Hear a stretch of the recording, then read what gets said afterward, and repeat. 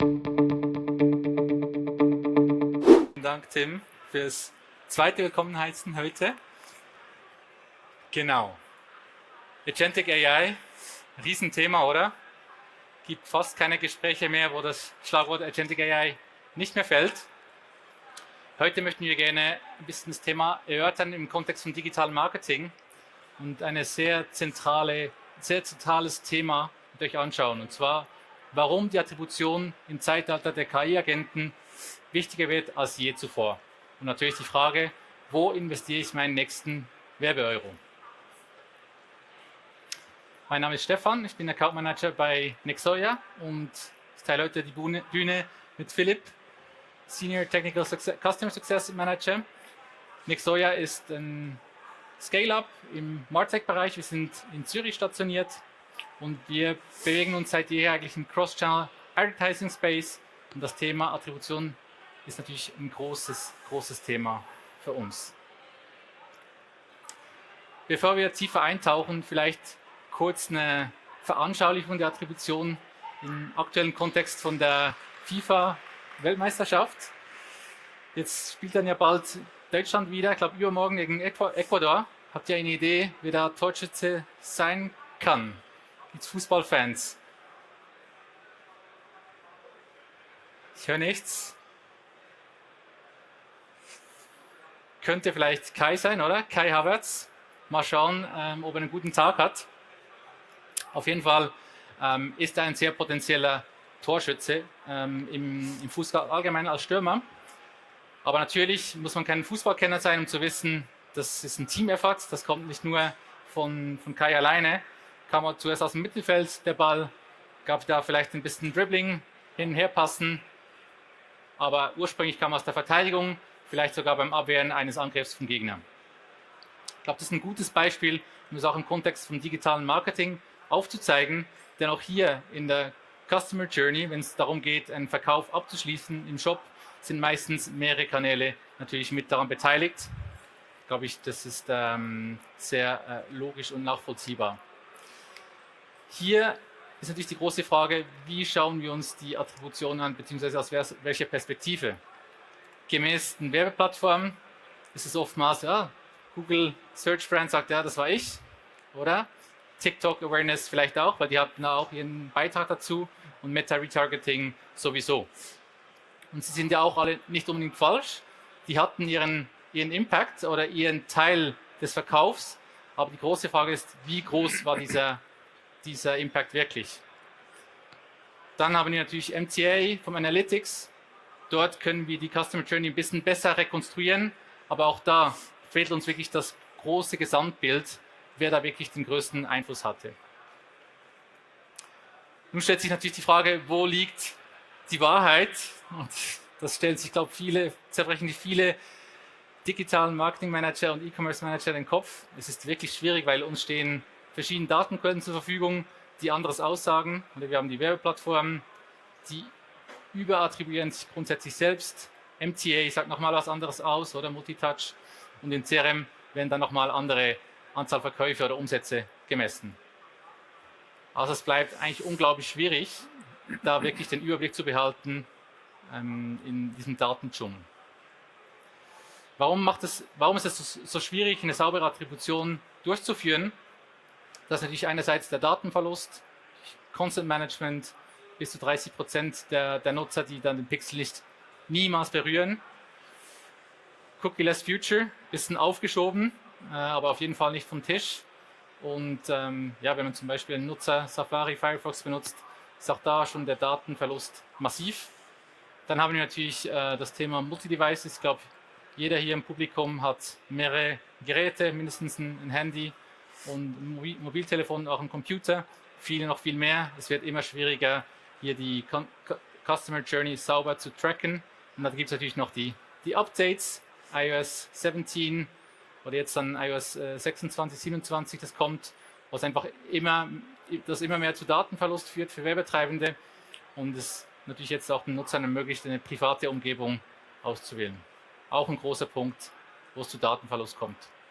Und dann zu guter Letzt natürlich auch der Interessenskonflikt, wie vorhin bereits angetönt, die Werbeplattformen überattribuieren sich grundsätzlich. Jeder sagt, ja, jeder will ein Stück ab vom Kuchen und sagt, dass da der Umsatz oder die Verkäufe von ihm getrieben wurden. Wir sprechen also von einem Attributionsdilemma, das die Industrie beschäftigt. Und das ist jetzt eine Umfrage vor 2 Jahren, wo 61% der Marketing-Experten sagen, ja, dass sie eigentlich nicht zufrieden sind mit der Attribution, dass es wirklich frustrierend ist und da bessere Zahlen benötigen. Ich würde davon ausgehen, dass sich diese Zahl nochmal drastisch erhöht hat. Nun stellt sich die große Frage, ja, wir haben jetzt KI-Agenten. Können die das nicht so einfach lösen? Was sagst du dazu, Philipp? Ja, danke dir. Genau, fragen wir mal Chatty, also wo investiere ich meine nächsten Euro? Und um sicher zu gehen, sagen wir, dass er keine Fehler machen soll. Die Antwort wird sein, datenbasiert ist die Antwort eindeutig. Google Brand Search wird der höchste ROAS haben, der niedrigste CPA, die beste Conversion Rate und in unserem Konto. Und deshalb müssen wir den nächsten Euro dort investieren. Entschuldigung. Das würden wir natürlich niemals einfach so ein LLM fragen, oder? Aber natürlich wäre die Antwort eigentlich nicht ganz anders, wenn wir das einen Agenten fragen würden. Und das zeige ich euch auf der nächsten Slide. Denn der Agent würde uns im Endeffekt die gleiche Antwort liefern. Investiere mehr in Google Brand Kampagnen. Und weshalb macht er das? Das Problem ist, er erbt dieselben kaputten Zahlen. Das heißt, er sieht ja auch nur das, was die Werbeplattformen sagen, das, was MTA sagt, und ihm fehlt halt die Sicht auf die Realität. Unser Agent löst nämlich das Ausführungsproblem und nicht das Messproblem. Das heißt, wir müssen schauen, wie wir dieses Messproblem in den Griff bekommen. Also, wie liefern wir diesem Agenten das richtige Fundament? Denn die Frage ist nicht, ist der Agent gut oder schlecht, sondern ist der Input, respektive das Fundament, gut oder schlecht. Auf jeden Fall nicht mit dem deterministischen Ansatz. Denn, wie wir vorhin gesehen haben, funktioniert Last Touch Attribution, respektive Multi-Touch Attribution, wo wir über den Pixel messen, respektive die User Journey rekonstruieren, zumindest nicht ganz, oder?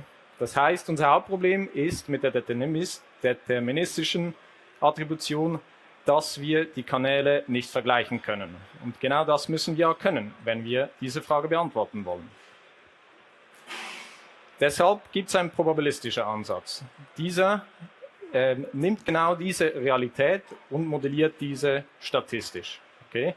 Und der Ansatz funktioniert, weil er einerseits unabhängig ist von dem Tracking, weil es halt nicht ganz funktioniert, und auch unabhängig ist von irgendwelchen Kanal-Eigeninteressen. Und im Endeffekt führt er dazu, dass wir die Kanäle vergleichbar machen können. Die regressionsbasierte Attribution, kurz RBA, ist die Antwort auf diesen Ansatz. Also wir machen diesen Ansatz so umsetzbar. Wir sehen hier eine Vielzahl von Kanälen und unsere Sales-Daten, also unsere Realität. Diese Kanäle und diese ganzen Zahlen, die fließen alle zusammen und dann wird diese regressionsbasierte Attribution berechnet. Und wie genau das funktioniert, zeige ich euch jetzt. Wir modellieren nämlich in der regressionsbasierten Attribution unser Ziel-KPI. Wie geht das? Wir haben als Input die Wahrheit, also unsere CRM-Daten und die ganzen Signale der Werbeplattformen, also Web Analytics kommt da auch mit rein. Das heißt, wir haben Kosten, Klicks, Conversions etc. Alles fließt mit rein. Und was passiert dann? Wir rechnen eine Regression, oder besser gesagt, wir rechnen multiple Regressionen. Und dabei schauen wir, inwiefern sich die Conversions, die jetzt also das ist ein Beispiel, die Conversions gemessen über die Werbeplattform, inwiefern sie einen Einfluss haben auf die Sales, die wir in unserem CRM sehen. Okay? Also wir suchen nach Zusammenhängen und das wird über alle Kanäle hinweg gemacht und mit unterschiedlichen Metriken. Das gibt uns einen tollen Output, nämlich sehen wir, wie viele inkrementelle Sales, Kanäle respektive Taktiken in Kanälen treiben. Das heißt, wir sehen dann, dass beispielsweise hier in diesem Beispiel TikTok Awareness am meisten diese inkrementellen Sales treibt, danach gefolgt von Google Brand und Meta Retargeting. Und auch noch spannend ist, was wir zu uns sehen, nämlich die Baseline. Also das ist der ganze Teil dieser Sales, die auch ohne die Werbung, die wir in diesen Kanälen geschaltet haben, zustande gekommen wäre. Unser RBA liefert also das Fundament. Und konkret sieht das dann so aus, dass wir beispielsweise bei Google Brand sehen, dass wir eigentlich 52% weniger Conversions, also weniger Sales erzielen, wie uns die Plattform eigentlich meldet. Und bei TikTok Awareness sehen wir, sage und schreibe, 136% mehr inkrementelle Sales, wie es uns die Plattform an Conversions meldet. Und das ist natürlich super, oder? Weil das genau liefert dem Agenten, der ja diese Entscheidung treffen muss, wohin mit dem nächsten Euro, das richtige Fundament. Genau, und ich habe die Frage vorweggegriffen und jetzt kommt sie noch einmal, wohin denn jetzt mit diesem nächsten Euro? Das gleiche Bild, fragen wir den Agenten nochmals und jetzt ist die Antwort eine andere. Weshalb ist sie eine andere? Weil der Agent jetzt nicht mehr auf die Werbeplattform schauen muss, nicht mehr auf die Multi-Touch Attribution, sondern er hat halt die Sicht auf die Realität, respektive auf eine Abstraktion der Realität oder auf diese regressionsbasierte Attribution. Das heißt, er hat jetzt die bessere Brille auf die Performance oder die bessere Sicht auf die Performance, nicht die Brille. Genau. Und das ist das Ganze. Und jetzt haben wir ein kleines Quiz für euch vorbereitet, wo ihr den QR-Code scannen könnt. Und wir machen das aber auch gerne live, gleich mit jemandem, weil ihr taucht dann nicht alle auf der gleichen Seite auf. Es geht im Endeffekt darum, ob ihr bereit seid, in eurem Unternehmen diese regressionsbasierte Attribution umzusetzen. Gibt es jemanden Freiwilligen in der Menge? Trinke ich noch was kurz?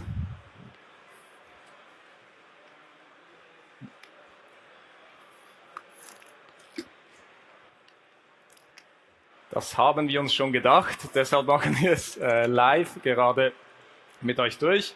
Ihr könnt das danach, also der Link bleibt aufgeschaltet, ihr könnt das danach auch noch machen.